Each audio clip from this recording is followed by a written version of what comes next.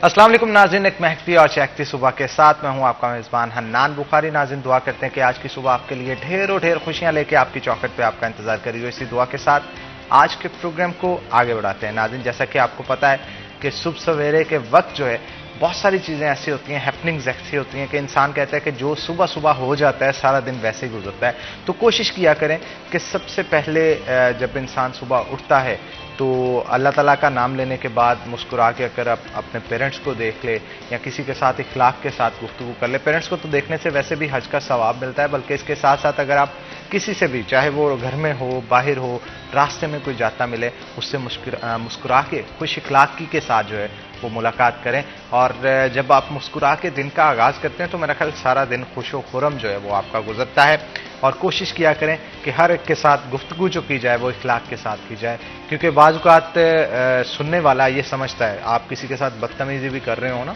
तो वो देखने वाले जो इर्द गिर्द के माहौल के लोग होते हैं जिससे आप बदतमीज़ी कर रहे हैं, उसके अलावा भी जो लोग देख रहे होते हैं वो आपकी परवरिश पे सवाल उठाते हैं कि शायद ये शख्स गलत है। तो अगर आप सही भी हों, इसके बावजूद भी आपके साथ कोई बदतमीज़ी कर रहा हो ना, तो कोशिश किया करें कि चीज़ों को दरगुजर करने के तरफ जाएं, ना कि चीज़ों को बढ़ाने की तरफ जाएं। इससे अल्लाह ताला की खुशनुदी तो हासिल होगी ही होगी, लेकिन माशरे में भी एक बेहतर मुकाम जो है इंसान पा लेता है।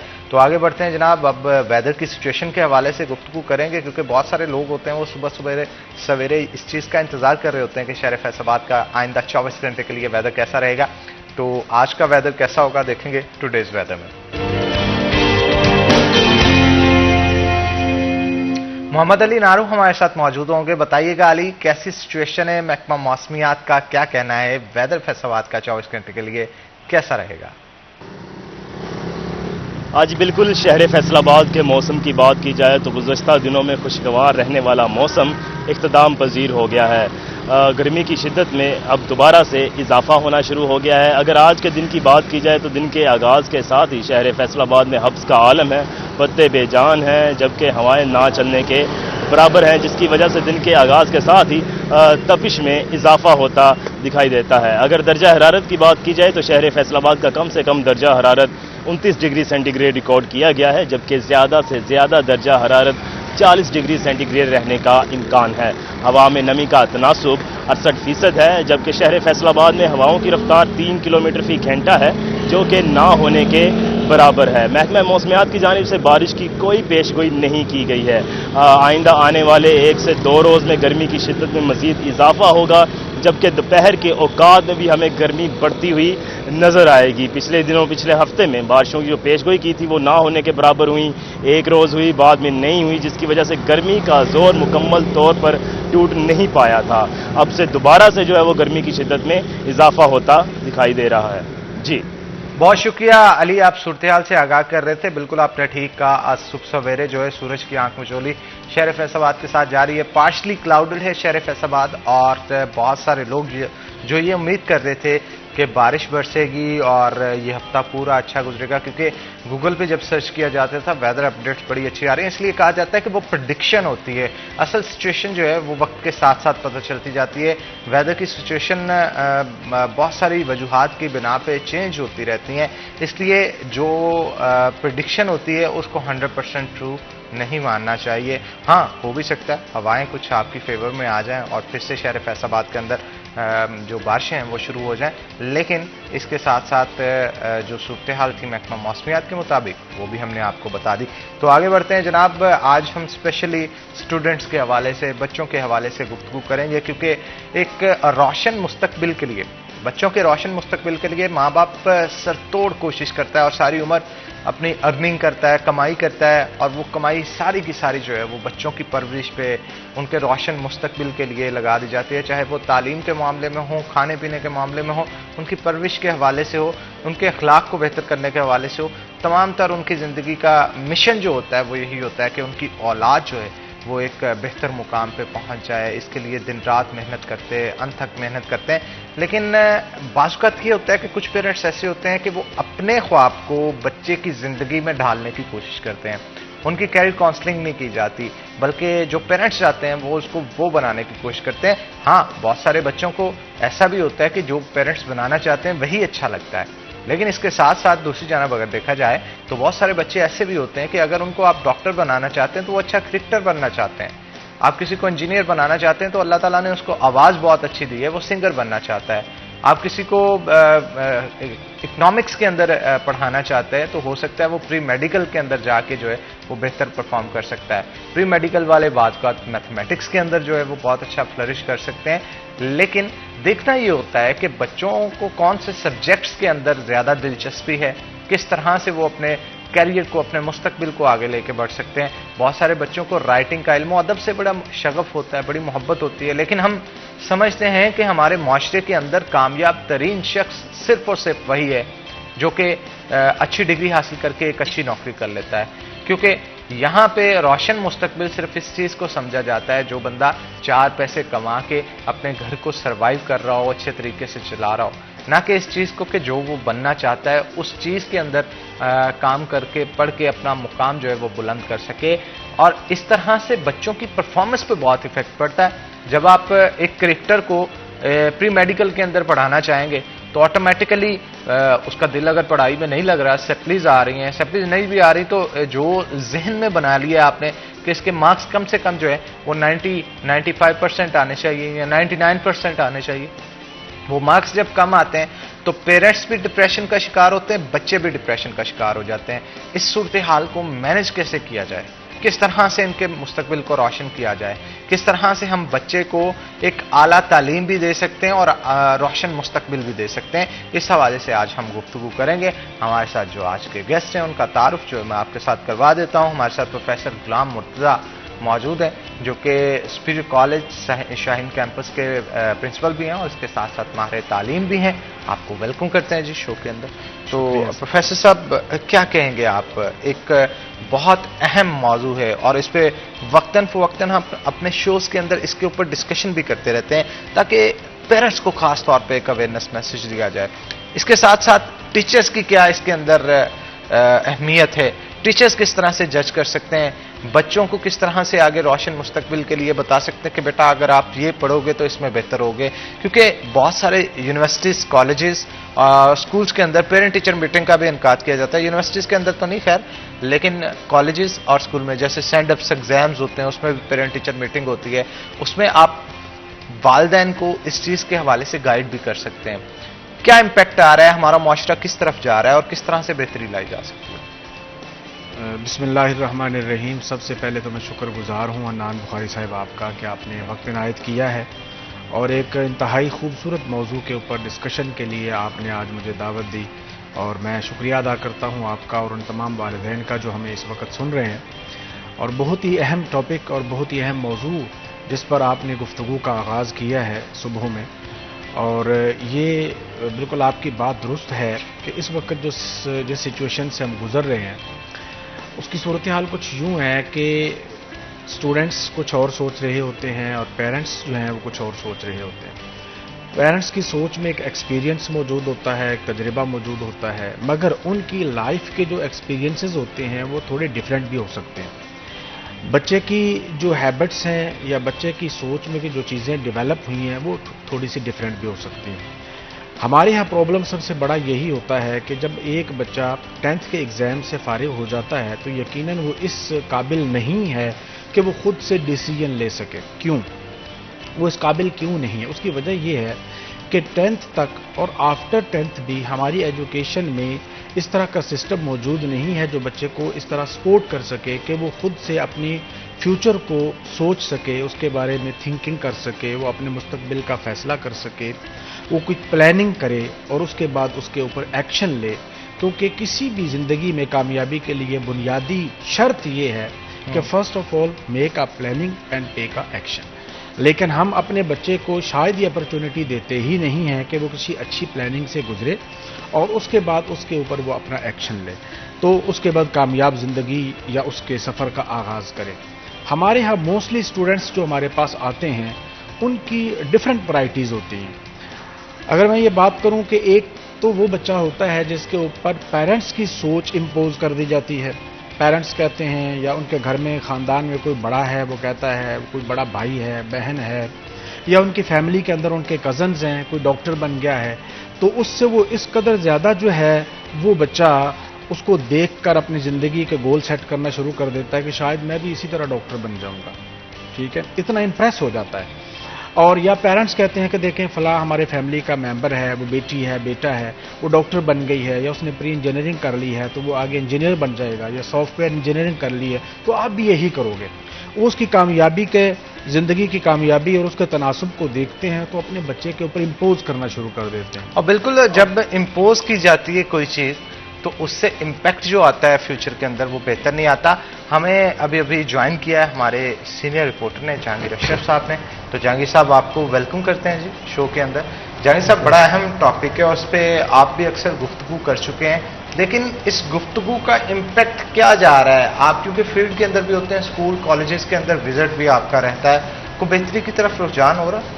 اچھا حنان, بہتری آ رہی ہے. میں سمجھتا ہوں کہ آہستہ آہستہ پیرنٹس اس بات کو ایکنالج کرتے ہیں کہ جو ہمارے ساتھ ہوا وہ آگے بچوں کے ساتھ نہیں ہونا چاہیے. ہمارے ساتھ کیا ہوا کہ ہمیں زبردستی کہا جاتا ہے کہ آپ یہ کورس پڑھیں, یہ کریں. اسپیسیفکلی جو میٹرک اور انٹر کی بات ہو رہی ہے, تو میٹرک انٹر میں بچے کو ہمیشہ سے یہی کہا جاتا ہے کہ آپ سائنس پڑھیں. اور یہ ہماری سوسائٹی میں ایک المیہ ہے کہ شاید آرٹس پڑھنے والے نالائق ہوتے ہیں, اس لیے میٹرک میں ہر پیرنٹ کی خواہش یہ ہوتی ہے کہ میرا بچہ سائنس پڑھ جائے. حالانکہ ہو سکتا ہے کہ وہ بچہ اتنا سائنس میں گرو نہ کر سکے, اس کی کمپیٹنسی نہ ہو کہ وہ سائنس کو دیکھیں. وہ کہتے ہیں نا ہضم کرنا, تو ہر چیز آپ کو ہضم نہیں ہو سکتی.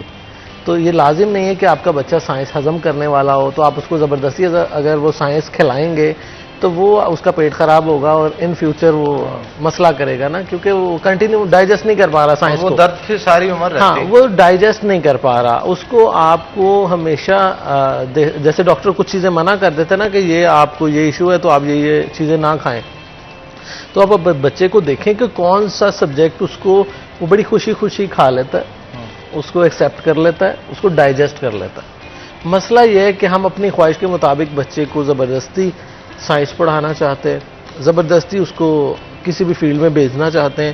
اس کا رزلٹ ہمیں پڑھے لکھے بے روزگاروں کی شکل میں سوسائٹی میں نظر آ رہا ہے کہ بچے کا خود اس میں وہ کمپیٹنسی نہیں ہے, اس کا نیچر نہیں ہے.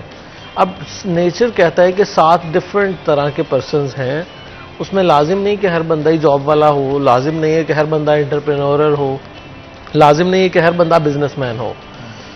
سوشل ورکر بھی ہر بندہ نہیں ہو سکتا, ہر بندے میں اتنی زیادہ ہمدردی کا ایلیمنٹ نہیں ہو سکتا جتنا سوشل ورکر میں کسی میں ہو سکتا ہے. تو آپ اپنے بچے کو تھوڑا سا جج کریں کہ وہ شروع سے میٹرک تک آتے آتے اس کی عادات کیسی ہیں.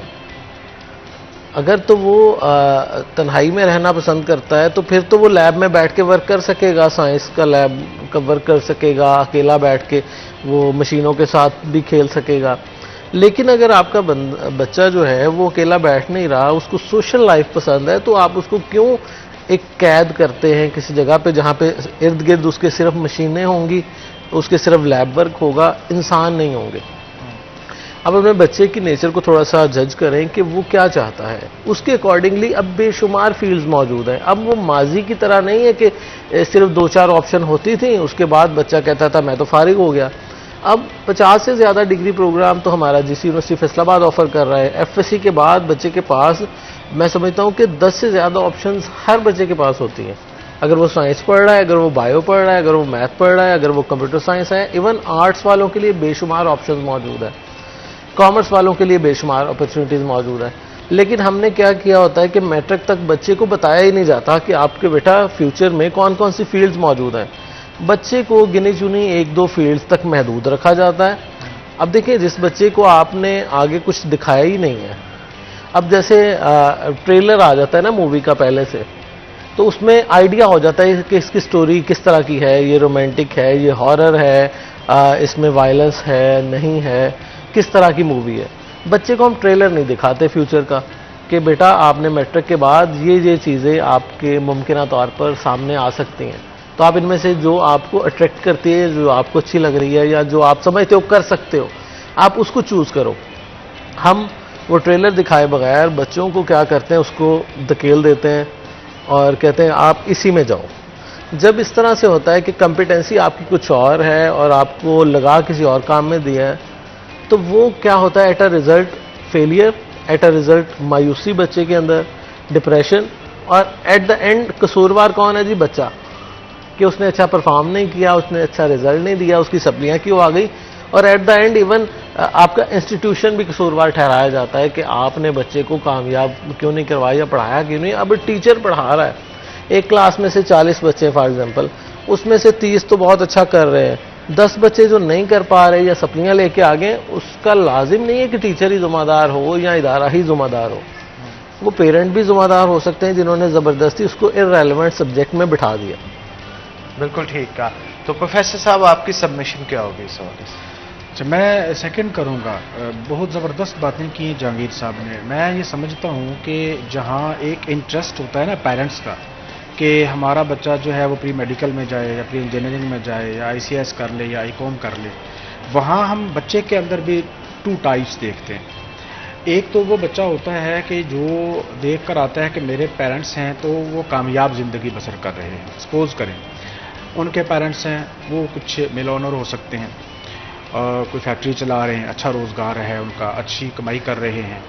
تو ایسا بچہ جب آتا ہے کسی بھی ادارے میں پڑھنے کے لیے تو اس کے ذہن میں فوکس نہیں ہوتا اسٹڈی. وہ سمجھتا ہے کہ مجھے سمپلی ایک ڈگری چاہیے ہوتی ہے اور بس مجھے آنا ہے اور 2 سال مجھے یہاں پر بتانے ہیں اور ایک ڈگری کلیکٹ کرنی ہے. وہ تھوڑے سے نمبروں سے بھی ہو سکتی ہے اور مجھے پڑھنے کی بہت زیادہ ضرورت نہیں ہے. وہ بچہ خود بھی جو ہے وہ اسٹڈی کے موڈ میں نہیں ہے اور اس انوائرمنٹ میں نہیں آنا چاہتا. ایون دین کہ وہ ساتھ والے اپنے جتنے بھی اس کے فرینڈس ہیں ان کو بھی ان کا انوائرمنٹ بھی خراب کر دیتا ہے. ان بچوں کا بھی کہ جن بچوں کے والدین بہت زیادہ اچھی کمائی نہیں کر سکتے, وہ جاب ہولڈر ہو سکتے ہیں, وہ محنت مزدوری کرنے والے انسان ہو سکتے ہیں, ان کا تعلق لیبر طبقے سے ہو سکتا ہے. لہٰذا ایسا ہوتا ہے. ایک تو یہ طبقہ ہے. دوسرا طبقہ وہ ہوتا ہے اسٹوڈنٹس کا جو فوکسڈ ہوتے ہیں. چونکہ اسٹڈی کے اندر حنان صاحب سب سے پہلی اور بنیادی چیز فوکس ہے. اگر آپ کا فوکس چینج ہو جاتا ہے تو آپ کی اسٹڈی اسی وقت جو ہے وہ متاثر ہونا شروع ہو جاتی ہے. اسی لیے ہم اپنے بچوں کو سب سے پہلے اور بنیادی چیز سکھاتے ہیں کہ اگر آپ کو اسٹڈیز میں کامیاب ہونا ہے اور کامیاب انسان بننا ہے اور آپ نے ایک اچھے نمبروں کے ساتھ اپنے ڈگری کو ایوارڈ جو ہے وہ حاصل کرنا ہے تو بنیادی شرط یہ ہوگی کہ اپنا کم از کم انوائرمنٹ جو ہے وہ گڈ کریں.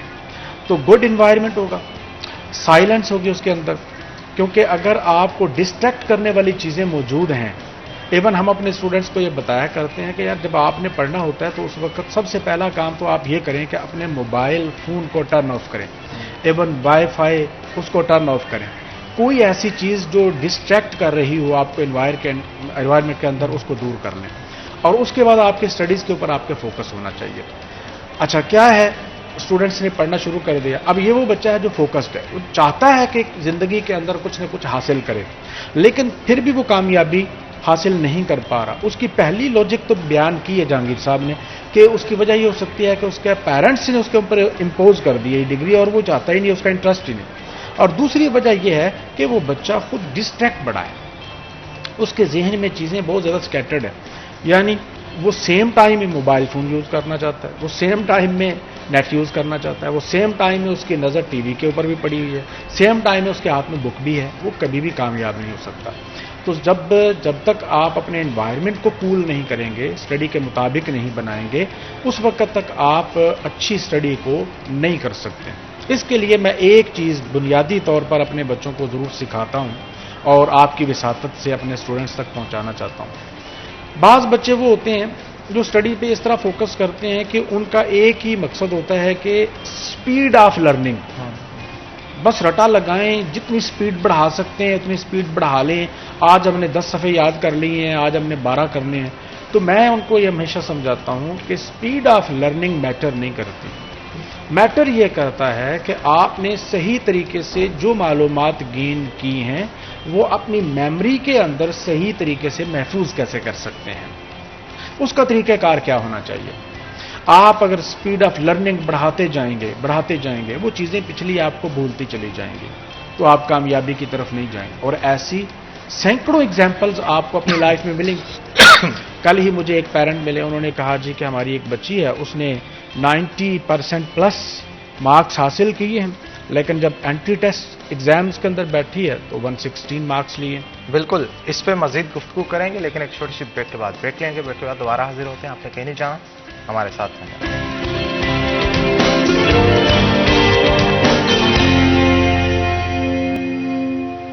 वेलकम बैक नाज़रीन, ब्रेक के बाद खुश आमदीद। हमारे साथ प्रोफेसर गुलाम मुर्तज़ा साहब मौजूद हैं, मज़ीद गुफ्तगू उनके साथ करेंगे।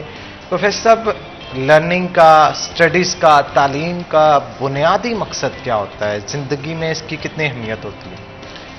अच्छा, ये बड़ा खूबसूरत सवाल है और बड़ा ज़बरदस्त सवाल है। हमारे यहाँ आम तौर पर स्टडीज़ जस्ट एक फॉर्मेलिटी शायद पूरी हो रही है और हम कहते हैं कि बच्चा है जी, पैदा हुआ है और इसके बुनियादी हुकूक में से इसको तालीम दिलवाई जाए। लेकिन उस तालीम में अगर तरबियत मौजूद नहीं है, उस तालीम में अगर आदाब मौजूद नहीं है, उस तालीम को अंदर अगर ये शऊर भी मौजूद नहीं है कि पेरेंट्स के हुकूक क्या हैं, असातिज़ा के हुकूक क्या हैं, मुआशरे के हुकूक क्या हैं और हमारे अड़ोस पड़ोस में रहने वाले लोगों के हुकूक क्या हैं, तो वो तालीम बेकार है।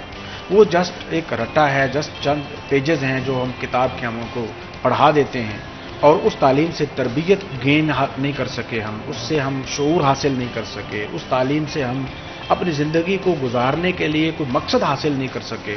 तो जब ज़िंदगी ही पर्पसफुल नहीं है, हमारी बामकसद नहीं है तालीम के बाद भी, तो फिर हम अनपढ़ ही हैं, क्योंकि उस तालीम ने हमारे अंदर कोई इनपुट नहीं दी है।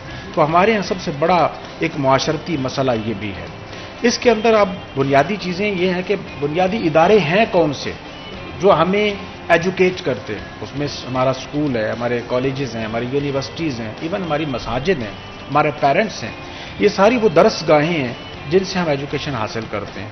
तो सबको देखना पड़ेगा क्या हर इदारा अपनी अपनी रिस्पॉन्सिबिलिटीज़ पूरी कर रहा है।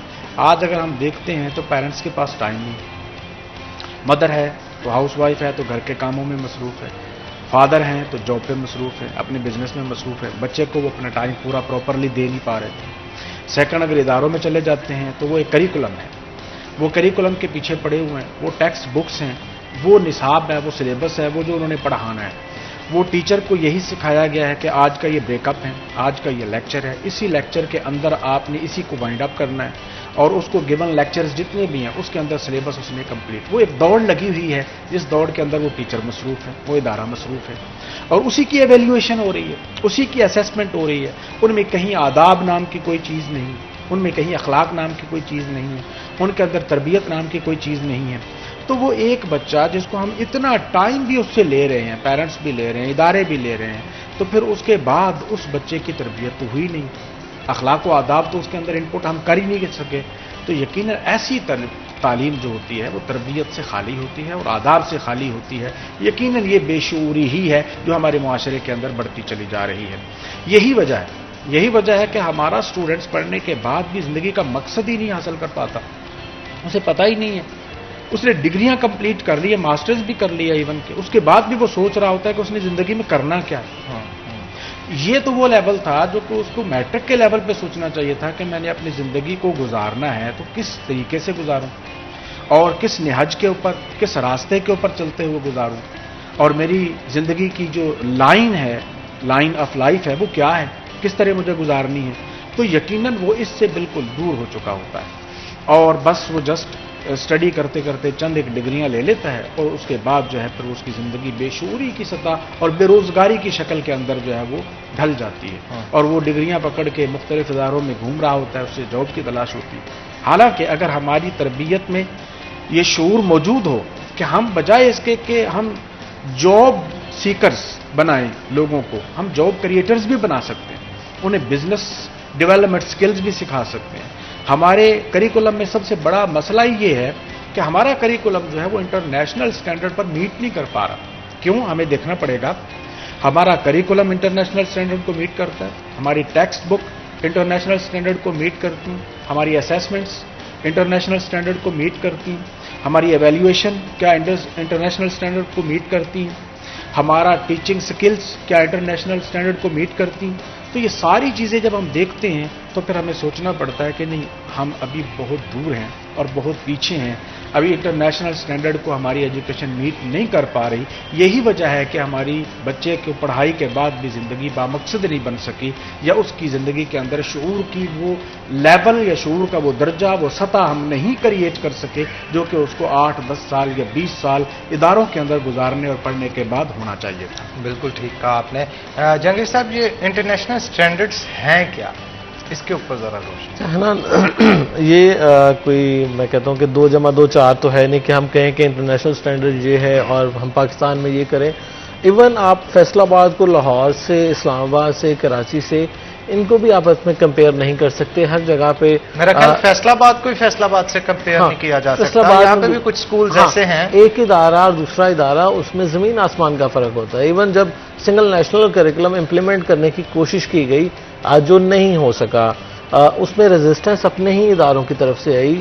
ایون ڈی پی ایس اور ڈی ایم سی اور ساندل جیسے ادارے جو کہ کمشنر کے انڈر چل رہے ہیں، ان کی طرف سے بھی ریزسٹنس آئی اور کمشنر کے تحت یہ میسج اوپر پہنچانے کی کوشش کی گئی کہ ہم بھی اگر اپنے بچوں کو اردو میڈیم میں پڑھائیں، کیونکہ اس میں پہلی شک یہی تھی کہ 5ویں تک اردو میڈیم بچوں کو پڑھانا ہے. تو ان کی طرف سے یہ بتایا گیا اور اعتراض ایک آیا کہ اگر واقفیت عامہ کے نام سے ہم بھی بچوں کو پڑھائیں گے تو ہمارے پاس لوگ کیوں بھیجیں گے، وہ گورنمنٹ سکولز میں یا دوسرے سکول میں بھیجیں گے. تو ہمارے ہاں اداروں میں آپس میں ہی کوئی ہم آہنگی نہیں ہے، کوئی ایک جیسی ٹیچنگ سکلز کی بات ہوئی کہ ٹیچنگ کے میتھڈز ہمارے وہ نہیں ہیں.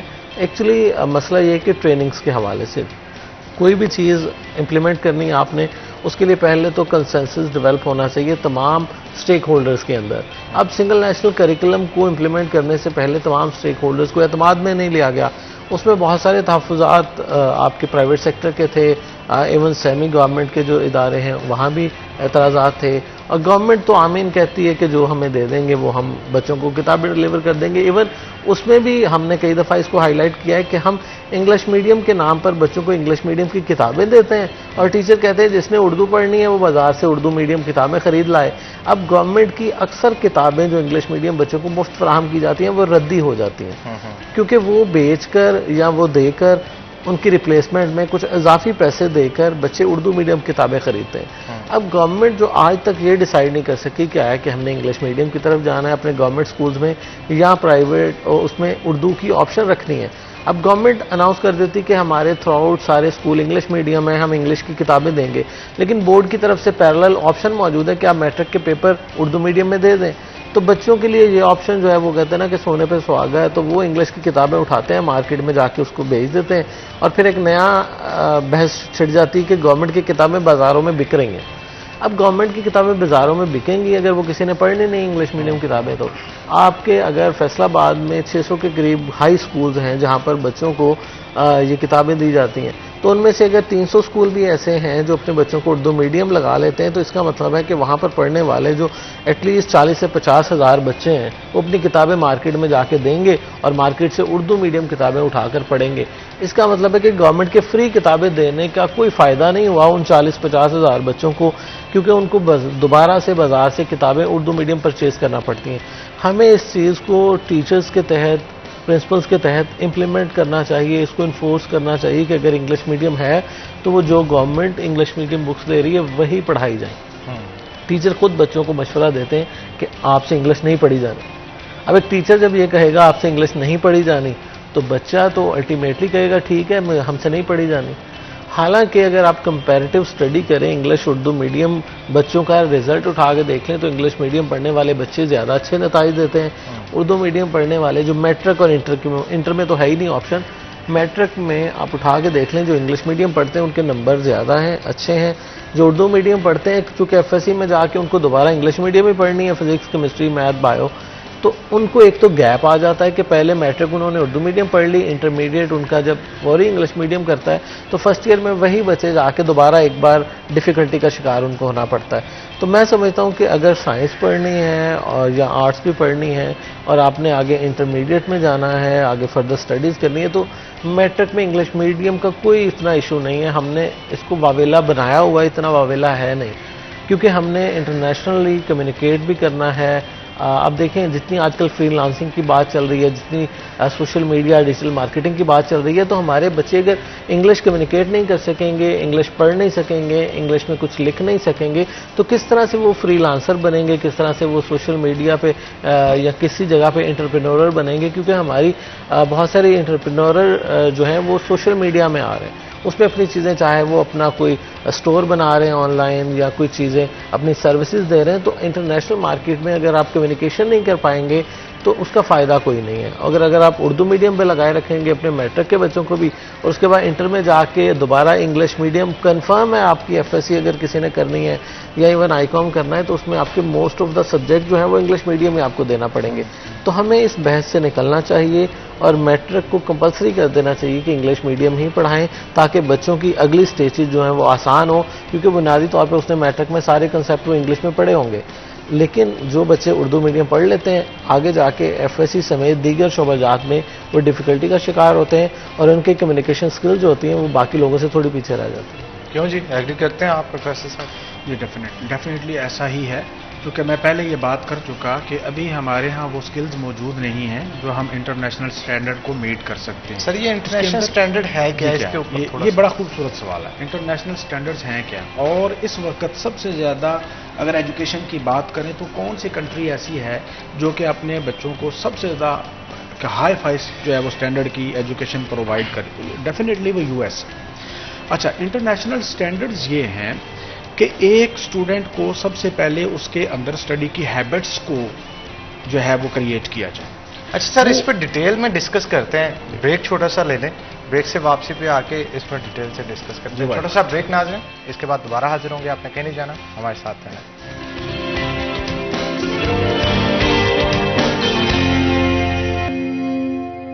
ویلکم بیک ناظرین. بریک کے بعد خوش آمدید. پروفیسر غلام مرتضیٰ ہمارے ساتھ موجود ہے, مزید گفتگو ان کے ساتھ کریں گے. پروفیسر صاحب, بریک سے پہلے جہاں سے بات چھوڑی تھی ایک تو وہاں سے سٹارٹ کریں, دوسرا یہ بھی بتائیے گا کہ ہمارے اداروں کو جو تعلیم کے ساتھ ساتھ تربیت اور سکلز کے اوپر کتنا فوکس کرنا چاہیے, یہ کتنی اہمیت کام ملے گی؟ بہت شکریہ جی حنان صاحب. بات ہم کر رہے تھے کہ انٹرنیشنل جو سٹینڈرڈز ہیں وہ کیا ہیں. سب سے پہلے یہاں سے آغاز کرتے ہیں.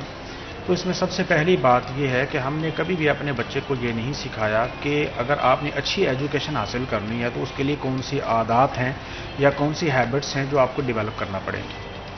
ہمارے یہاں ہمیشہ کوئی نہ کوئی چیز جو ہوتی ہے وہ سختی کے ساتھ, شدت کے رویے کے ساتھ, زبردستی کے ساتھ بچے کے اوپر امپوز کی جاتی ہے, جس کا نتیجہ یہ نکلتا ہے کہ بچہ زیادہ سٹریس میں چلا جاتا ہے پڑھائی کی بجائے, اور وہ پڑھنے کی بجائے اس کے اندر یہ دلچسپی پیدا ہو جائے, اپنا انٹرسٹ ڈیولپ ہو جائے. وہ ایک چیز ہمیں پیدا کرنی تھی, مگر اس کے اگینسٹ ہم نے بچے کو سٹریس میں ڈال دیا ہے, اور اس نے کتابیں سر پہ رکھی ہوئی ہیں, ہر وقت مایوس پھر رہا ہے, اس کی صحت گر رہی ہے, اور نتیجتاً جو ہے وہ بہت اچھے ریزلٹس پروڈیوس نہیں کر سکتا. تو سب سے پہلی اور بنیادی بات یہ ہے کہ گڈ ایجوکیشن کے لیے گڈ ہیبٹس ڈیولپ کی جائیں, اور اس میں سب سے پہلا میں سمجھتا ہوں کہ بچے کو خود موقع دیا جائے. ہمارے ہاں یہ ہوتا ہے کہ بچہ اگر ٹیسٹ جو ہے ایویلیویشن کا ٹائم آ گیا ہے اور اسیسمنٹ کا ٹائم آ گیا تو بچہ گھبرا جاتا ہے, ایون بعض اوقات بیمار ہو جاتا ہے, ایون اس کی اپلیکیشنز آ جاتی ہیں, پیرنٹس اس کی چھٹی لینے کے لیے آ جاتے ہیں. اگر ہم اس کو یہ انٹرسٹ ڈیولپ کر دیں تو میں سمجھتا ہوں انٹرنیشنلی لیول یہ ہوگا کہ خود سے وہ ایک ٹیک لے, اور وہ کیا ہوگا کہ اسیسمنٹ خود سے وہ کرنا شروع کرے, اپنی ایویلیویشن خود سے شروع کرے. جو اس نے پڑھا ہے اپنی میموری کے اندر اس نے اسے محفوظ کیا ہے, میموری کو بوسٹ کیسے کرے گا, اس اپنے محفوظ کیے ہوئے کو اپنی اسیسمنٹ میں کیسے لائے گا, اپنی ایویلیویشنز میں کیسے لائے گا, پہلی چیز. سیکنڈ چیز, دوسری چیز یہ ہے کہ ہمارے ہاں چونکہ یہ چیز پریکٹیکل لائف کے اندر ایکسرسائز نہیں کی جاتی, اگر ہم اپنے بچے کو پریکٹیکل لائف کے اندر اس کی ایکسرسائز کرنے کا موقع دیں گے, وہ جو ایجوکیشن اس نے حاصل کی ہے, جس ڈگری کو بھی وہ حاصل کر رہا ہے, وہ اپنی پریکٹیکل لائف کے اندر ایکسرسائز کرے گا تو ڈیفینیٹلی اس کی ایجوکیشن اس کی زندگی کا حصہ بنتی چلی جائے گی, اور اس کے اسٹینڈرڈس آٹومیٹکلی اپس ہوتے چلے جائیں گے. تو ہمارے یہاں اس چیز کی بہت زیادہ کمی اور فقدان ہے. ہمارے یہاں تو ایک بندہ ایم ایس سی کی ڈگری لے کر آتا ہے, جب پہلے دن کلاس میں کھڑا ہوتا ہے تو اسے پڑھانا بھی نہیں آ رہا ہوتا, اسے ہمیں سکھانا پڑتا ہے کہ بھائی ٹیچنگ کی سکلز یہ ہیں, ٹھیک ہے, اسے یہ سکلز دینا پڑتی ہیں. ہم زیادہ سٹریس کریٹ کرتے ہیں, بچے کا انٹرسٹ کریٹ نہیں کرتے, ہم زیادہ بچے کے اوپر پریشر ڈیولپ کرتے ہیں, بچے کو پریکٹیکل لائف کی ایکسرسائزز نہیں دیتے. اسی طرح بچہ جو ہے وہ انٹرنیشنلی اسٹینڈرڈ سے پیچھے رہ جاتا ہے, ان کو فلفل نہیں کر سکتا اور ان کو میٹ نہیں کر سکتا. اب ہمارے یہاں کیا ہوتا ہے, ہمارے یہاں ڈگریاں بھی تقسیم ہیں. سپوز کریں فزیو تھراپسٹ ہے تو ہم اس کو مالشیا کہنا شروع کر دیتے ہیں. تو دیکھنا یہ چاہیے کہ بچے کا انٹرسٹ کس چیز کے اندر ہے, اس نے اگر وہ ڈگری گین کر لی ہے تو اس کی ڈگری کو سپورٹ کیا جائے معاشرے کے اندر. اور اتنی وسعت ہے ہمارے معاشرے کے اندر, اتنا واسٹ ایریا ہے, کسی بھی وہ پریکٹیکل فیلڈ میں جا کے اپنے کام کے اندر پریکٹس کرے گا تو ڈیفینیٹلی معاشرے کے اندر وہ ایک اہم ترین ان پٹ دے سکتا ہے.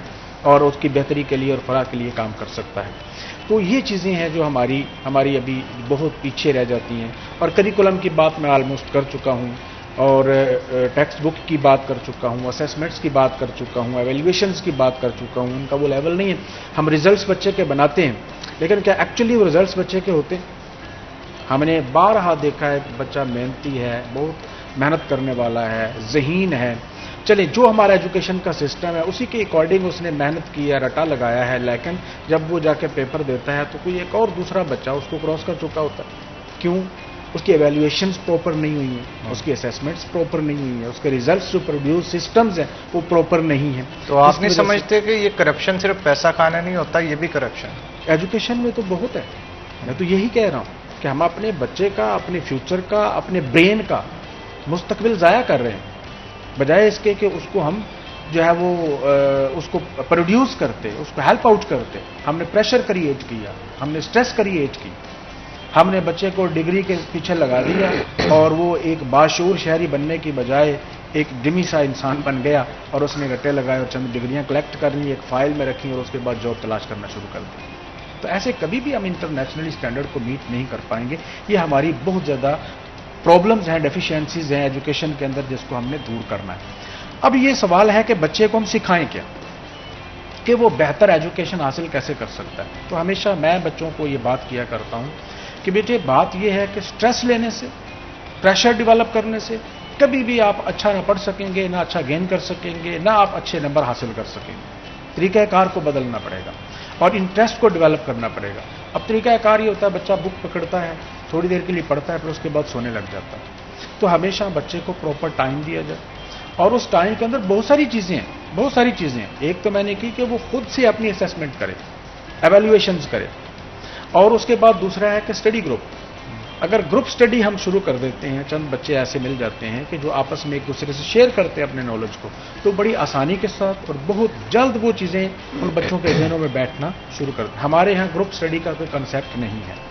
کالج کے کلاسز ہوتی ہیں, اس کے بعد بچے گھروں کو چلے جاتے ہیں, پھر اس کے بعد اکیڈمی میں چلے جاتے ہیں, وہاں بھی کلاسز ہوتی ہیں, کالج میں بھی ٹیسٹ دے کے گئے, اکیڈمی میں بھی ٹیسٹ دے کے گئے, اور وہ بچہ اسی طرح جو ہے وہ ایگزاسٹ ہوتا چلا جاتا ہے. تو گروپ اسٹڈی کا انوائرمنٹ اگر ہم کریٹ کر لیتے ہیں تو ڈیفینیٹلی یہ بہت زیادہ ہیلپ فل ہو سکتا ہے بچے کے لیے. اس طرح اگر ہم بچے کو یہ سمجھائیں کہ اگر آپ تھک گئے ہیں تو آپ کو کچھ چیزیں اور اڈاپٹ کرنی پڑیں گی. سپوز کریں آپ پڑھتے پڑھتے تھک گئے ہیں, تو بجائے اس کے کہ آپ پریشر لیں, آپ کوئی موڈ میکنگ سانگ سن لیں. ایسا کوئی سانگ سن لیں جس سے آپ کو تھوڑی سی تھکان دور ہو جائے. ایک یہ کر سکتے ہیں. آپ کوئی اسمارٹ واک لے سکتے ہیں, آدھے گھنٹے کی آپ واک کر کے آئیں, آپ ایزی ہو جائیں گے, پھر آئیں اور بیٹھ کے پڑھنا شروع کر دیں. اور اگر آپ بہت زیادہ سٹریس لے چکے ہیں یا تھک چکے ہیں تو پھر آپ کو ایک لمبی نیند لے لینی چاہیے. آپ یہ مت سوچیں کہ میرا ٹائم ویسٹ ہو رہا, نہیں, آپ لمبی نیند لیں گے, آپ ایزی ہو جائیں گے, آپ اٹھیں گے, آپ فریش ہوں گے, آپ دوبارہ جب پڑھنا شروع کریں گے تو آپ کی میموری بالکل جو ہے وہ ایزی ہوگی اور آپ اس کو سمجھنا شروع کر دیں گے. آپ نے جو لمبے ٹائم تک رٹا لگا کے یاد نہیں کیا, آپ بہت جلد اس کو آبزرو کرنا شروع کر دیں گے, اور وہ چیزیں جو ہے وہ آپ کے ذہن کے اندر محفوظ ہونا شروع ہو جائیں گے. تو بجائے اس کے کہ بچے کو پریشر میں ڈالا جائے, بچے کو طریقہ سکھانا چاہیے کہ پڑھائی بہتر کیسے کی جا سکتی ہے. ریسٹ کی ضرورت ہے وہ لے لیں, واک کی ضرورت ہے وہ لے لیں, کوئی سانگ سننا ہے وہ سن لیں, اور کوئی گروپ اسٹڈی کرنی ہے وہ کر لیں. ان چیزوں کے ساتھ اپنے انوائرمنٹ کو بہتر سے بہتر کر کے آپ اپنی اسٹڈیز کو بہتر کر سکتے ہیں, اپنی میموری کو بہتر کر سکتے ہیں اور محفوظ کر سکتے ہیں.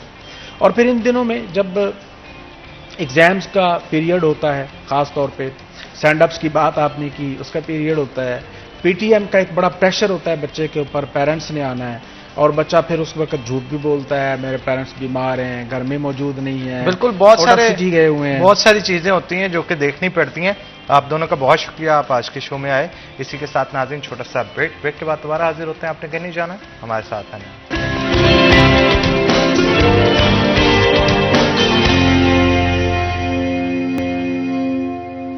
वेलकम बैक नाज़रीन, ब्रेक के बाद खुश आमदीद। नाज़रीन, जैसा कि आपको पता है कि सेकंड हाफ स्टार्ट हो चुका है और हमारी कोशिश होती है कि सेकंड हाफ के अंदर आपको चीज़ों के एशिया खुरोनोश के भाव के हवाले से जो है वो बताया जाए। मार्केट कमेटी की जानिब से रोज़ाना की बुनियाद पर आइंदा 24 घंटों के लिए रेट लिस्ट जो है वो निकाली जाती है, जिसके मुताबिक मार्केट्स के अंदर फ्रूट्स, सब्जियाँ, गोश्त और दीगर चीज़ों के रेट्स क्या होंगे वो बताए जाते हैं। तो चलते हैं जनाब हमारे स्पेशल सेगमेंट आज के भाव की तरफ। बिलाल डोगर हमारे साथ मौजूद होंगे। बिलाल, बताइएगा क्या सूरत हाल है, मार्केट कमेटी का क्या कहना है? जी बिल्कुल, मार्केट कमेटी फैसलाबाद की जानिब से आज बरोज़ मंगल की रेट लिस्ट जो जारी कर दी गई है। बरोज़ मंगल की रेट लिस्ट के हवाले से अगर बात करें तो सबसे पहले बरारी मुर्गी का गोश्त जो है 5 रुपये सस्ता हुआ है, 620 से 615 का। अंडे फार्मी 2 रुपये महंगे हुए हैं, 241 से 243 रुपये दर्जन में जा पहुंचे हैं। सब्जी में मामूली उतार चढ़ाव है, जबकि फल जो है मुस्तहकम दिखाई देते हैं। टमाटर 5 रुपये सस्ते हुए हैं, 80 से 75 रुपये किलो। लहसुन चाइना 10 रुपये महंगा हुआ है, 330 से 340 रुपये किलो। लीमू देसी 10 रुपये सस्ता हुआ है, 160 से 150 रुपये किलो। टिंडे 5 रुपये सस्ते हुए हैं, 115 से 110 रुपये किलो। करेला 10 रुपये सस्ता हुआ है, 160 से 150 रुपये किलो। बैंगन 10 रुपये महंगे हुए हैं, 75 से 85 रुपये किलो। भिंडी तोरी 10 रुपये महंगी हुई है, 150 से 160 रुपये किलो। सेब सफ़ेद 220 पे है, केला 210 रुपये दर्जन पे है। गरमा 120 पे है, खुबानी 190 है, अंगूर गोला 210 रुपये पे है। जामुन 200 है, आड़ू 180 रुपये किलो पे बरकरार है। फालसा 10 रुपये सस्ता हुआ है, 150 से 140। आम अनुरटोल 120 है, आम दुसहरी 120 है, आम सिंदरी 125 है, आम लंगड़ा 75 और आम चौंसा 130 रुपये किलो पे बरकरार है।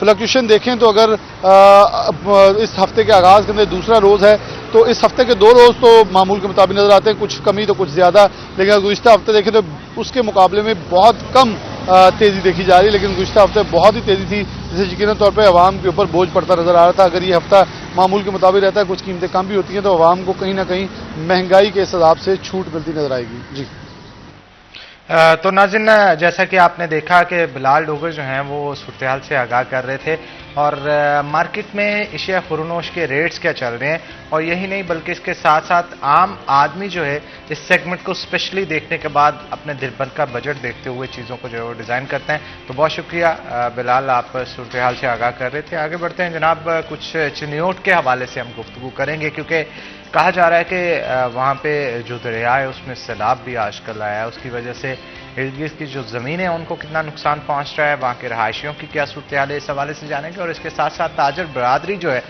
उनके जो तहफ़्फ़ुज़ात हैं बिज़नेस कम्युनिटी को लेके, उसके ऊपर भी गुफ्तगू करेंगे। हमारे जो आज के गेस्ट हैं उनके साथ मैं आपका तारुफ करवा दूँ। हमारे साथ मोहम्मद जमील फ़खरी साहब मौजूद हैं, जो कि ज़िला सदर हैं अंजुमन ताजरान चिन्योट के। आपको वेलकम करते हैं जी शो के अंदर। और उनके साथ साथ हमारे बहुत ही सीनियर जो हैं इदारे के वकार घुमन साहब, ब्यूरो चीफ चिन्योट हैं, आप भी मौजूद हैं हमारे साथ। आपको भी जनाब वेलकम करते हैं शो के अंदर। तो मेरे ख्याल है वकार साहब से गुफ्तगू का आगाज़ करते हैं। वकार साहब, थोड़ा सा आज क्योंकि सोशल मीडिया की नज़र हुआ है सैलाब, और एक परसेप्शन बन चुका है लोगों का कि शायद जो लास्ट ईयर जिस तरह का सैलाब आया था, सिंध के अंदर तबाही, पंजाब के अंदर तबाही, तो इस दफ़ा जो सैलाब की सूरत हाल शुरू हुई है इससे ज़रा आगाह कीजिएगा। चिन्योट की क्या इस वक्त सूरत हाल है, वहाँ पर मौजूद दरिया किस कदर बिखरा है? चिन्योट में दरिया चनाब में अगर सैलाब की बात करें तो सोशल मीडिया पे वाकई एक हाइप क्रिएट हुई है, लेकिन इस वक्त जो इंडिया ने पानी छोड़ा था तकरीबन 2 लाख क्यूसेक तक था,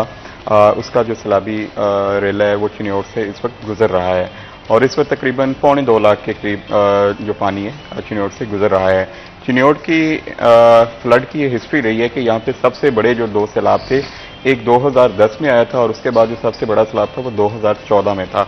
दरियाए चनाब चिन्योट की कैपेसिटी है कि यहाँ से तकरीबन अगर 2-3 लाख तक भी पानी रहे तो नॉर्मल सूरत हाल रहती है, बहुत ज़्यादा देहात वेरेआब नहीं आते, लेकिन जब इससे पानी ऊपर जाता है तो फिर ख़तरनाक सूरत हाल पैदा होती है। तो इस वक्त नॉर्मल सिचुएशन है, तकरीबन 2 लाख क्यूसेक पानी इस वक्त गुजर रहा है।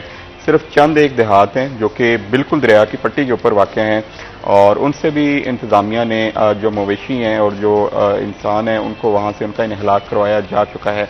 एक मौजा शामिल है जो कि हर दफ़ा ज़ेर-ए-आब आता है, इस दफ़ा भी वही इलाका ज़ेर-ए-आब है, बाकी सूरत हाल नॉर्मल है। ज़िला इंतज़ामिया की जानिब से भी फ्लड अलर्ट वहाँ पे जारी है, रेस्क्यू वहाँ पे काम कर रही है, फ्लड और जो रिलीफ कैंप्स हैं वो वहाँ पे कायम किए जा चुके हैं। اور ڈپٹی کمشنر جو ڈسٹرکٹ مشینری جتنی بھی ہے ساری فعال ہے. ابھی تک کسی قسم کے کوئی جانی مال کی یا بہت بڑے نقصان کی اطلاعات نہیں آ سکیں. وقار، این ڈی ایم اے کا کیا کہنا ہے؟ ان کی جانب سے کیا انسٹرکشنز دی گئی ہیں؟ اور اس کے ساتھ ساتھ یہ بھی بتائیے گا، ہر سال یہ این ڈی ایم اے سیلاب کے بعد متحرک ہوتی تھی. اس دفعہ وزیر اعلیٰ پنجاب جو ہیں محسن نقوی صاحب، انہوں نے کیونکہ وزٹ بھی کیا اور بڑے کنسرن ہیں ان چیزوں کو لے کے. بالکل، این ڈی ایم اے نے اس دفعہ پیش کی اطلاع دی تھی اور پیش کی فلڈ الرٹ انہوں نے جاری کیا تھا. تو جس کے بعد اس دفعہ فلڈ سے پہلے ہی واقعی انتظامیہ کافی متحرک رہی ہے. وزیر اعلیٰ پنجاب نے دریائے راوی کا وزٹ کیا اور باقی جو دریائے چناب کے اوپر جو ڈسٹرکٹس واقع ہیں وہاں پہ جو کمشنرز ہیں اور ڈپٹی کمشنرز اس حوالے سے کافی کنسرنڈ ہیں، ان کی کافی میٹنگز بھی ہو رہی ہیں. تو میں اگر صرف چنیوٹ کی بات کروں، جنگ کی بات کروں، تو یہاں پہ ضلعی انتظامیہ کافی متحرک نظر آ رہی ہے. لوگوں کو پہلے ہی آبادی کو وہاں سے اگر خطرہ تھا تو ان کو ان علاقوں سے نکالا گیا ہے. اور خدا نخواستہ اگر یہ 2 لاکھ کیوسک یا اس سے زیادہ پانی جاتا بھی ہے تو جانی نقصان کم از کم نہیں ہوگا، کیونکہ انتظامیہ نے وہاں سے لوگوں کو نکال لیا ہے. مویشی بھی نکالنی ہے، زیادہ سے زیادہ فصلیں زیر آب آئیں گی، فصلوں کا زراعت کو زیادہ فرق پڑے گا. لیکن اس دفعہ پہلے کی نسبت جو پیش کی اقدامات ہیں وہ کافی بہتر نظر آ رہے ہیں، اچھے نظر آ رہے ہیں. سیکنڈ، آج لاسٹ دن تھا جو فلڈ الرٹ کی جو الرٹ جاری کیا گیا تھا. آج جو پہلا ریلا تھا وہ گزر گیا ہے. اب سیکنڈ فیز میں انڈیا کی جانب سے پانی چھوڑا جائے گا. اگر وہ 3 لاکھ کیوسک یا اس سے زیادہ ہوگا تو پھر درمیانے درجے کا سیلاب ابھی بھی متوقع ہے. لیکن پہلا جو ہے فیز وہ نکل گیا، لیکن اللہ کرے گا اگلا بھی بچت ہی رہے گی، کوئی زیادہ نقصان نہیں ہوگا. بالکل ٹھیک کہا آپ نے. تو جمیل فخری صاحب بھی ہمارے ساتھ موجود ہیں، ان سے بھی گفتگو کرتے ہیں. جمیل صاحب کیا کہیں گے آپ، کیونکہ امن کمیٹی کے حوالے سے بھی بہت ساری چیزیں جو ہے وہ ڈسکس کی جاتی ہیں انتظامیہ کے ساتھ چنیوٹ کی طرف سے، تو آپ کیا کہیں گے؟ کوئی سیلاب کے حوالے سے کسی قسم کی کوئی میٹنگ آپ کی منعقد ہوئی ہو، یا اس کے علاوہ جو انتظامی امور ہیں اس کے اوپر کوئی ڈسکشن تاجوں کے ساتھ انتظامیہ کی طرف سے کی گئی؟ بسم اللہ الرحمن الرحیم. ضلع انتظامیہ کی جانب سے اس بار جو ہے وہ غیر معمولی طور پر بہت زیادہ ذمہ داری کا مظاہرہ کیا گیا، اور میں سمجھتا ہوں کہ وزیر اعلیٰ پنجاب کی اور آئی جی پنجاب کی ہدایت پر یہ تمام اضلاع میں ہو رہا ہے، پنجاب کے تمام اضلاع میں. اور بر وقت 10، 12، 14 روز پہلے میٹنگ شروع ہو گئی. پچھلے ہفتے بھی ایک بڑی ڈیٹیلن میٹنگز ہوئی ہیں. آج سے 3 دن پہلے جو ضلع انتظامیہ، ڈسٹرکٹ پولیس آفیسر اور ڈی سی او صاحب اور ان تمام کی موجودگی میں، اور ہر چیز پر وہ فوکس کیا گیا، اس پہ ڈسکس ہوئی، مسائل پر ڈسکس ہوئی.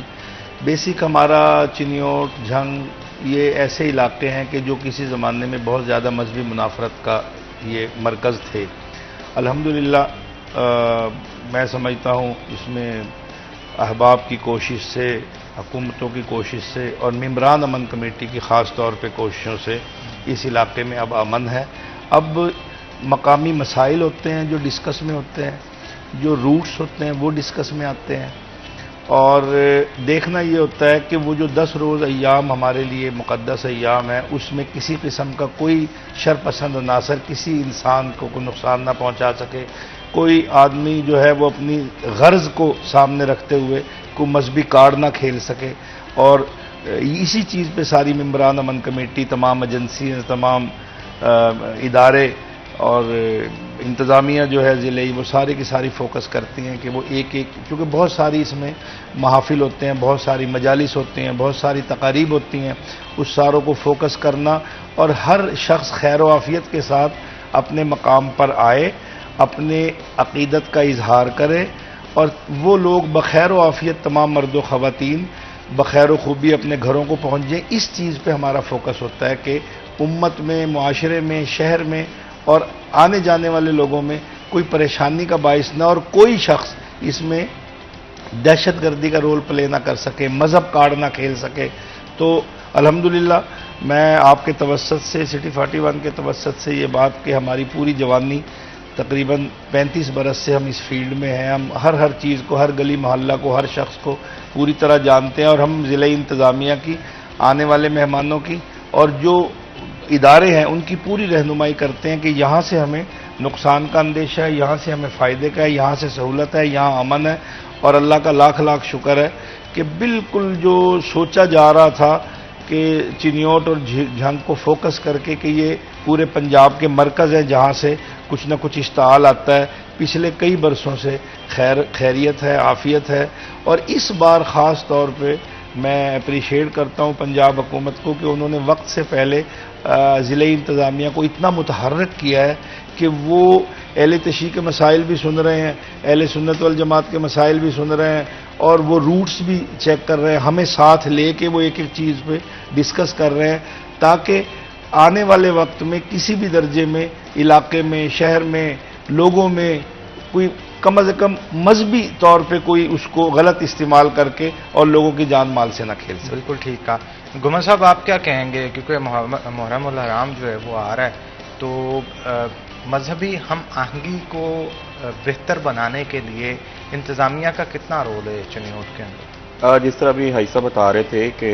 چنیوٹ میں جو پیس کمیٹی ہے، امن کمیٹی ہے، ان کے اجلاس شروع ہو چکے ہیں، اور خاص طور پہ پولیس کی جانب سے محرم سے پہلے پورے ضلع میں سرچ اینڈ سویپ آپریشن شروع کیا جاتا ہے، جس میں خاص طور پہ جو کرایہ دار والے لوگ ہیں ان کی شناخت چیک کی جاتی ہے، ان کے کرایہ داری کے جو رجسٹریشن ہے اس کو چیک کیا جاتا ہے، اور اب اسپیشلی پولیس کے پاس ٹیکنالوجی آ گئی ہے، مختلف جگہوں پہ ناکے لگائے جاتے ہیں، ای پولیس پوسٹ ہے، اس کے ذریعے آپ کا شناختی کارڈ نمبر انٹر کیا جاتا ہے، اگر آپ کرمنل ہیں، آپ کا پولیس ریکارڈ ہے، وہ فوراً وہ بندہ وہاں پہ گرفتار بھی ہو جاتا ہے۔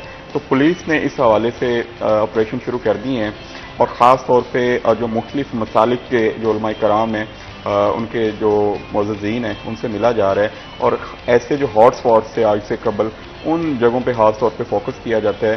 اور ضلعی انتظامیہ کی اگر بات کریں تو ضلعی انتظامیہ کی جانب سے مختلف جو روٹس ہیں وہاں پہ جو انتظامات کیے جاتے ہیں، خاص طور پہ اسٹریٹ لائٹ ہے، پیچ ورکس ہیں تاکہ جو جلوس ہے وہاں سے پرامن طریقے سے گزر سکے، روشنی ہو، اور سیکیورٹی کے حوالے سے بھی اگر بات کریں تو ہر دفعہ کی طرح اس دفعہ بھی چنیوٹ پولیس نے ایک بڑا جامع پلان ترتیب دی ہے، جس میں رضاکاروں کے ساتھ ساتھ پولیس کے جو ایس پیز ہیں، ڈی ایس پیز ہیں اور انسپیکٹرز، یعنی کہ سارے آفیسرز اس میں انوالو ہوتے ہیں جن کو ڈپلائی کیا جاتا ہے۔ تو پولیس کا یہ کہنا ہے کہ اس دفعہ بھی وہ فل پروف سیکیورٹی کے انتظامات کریں گے۔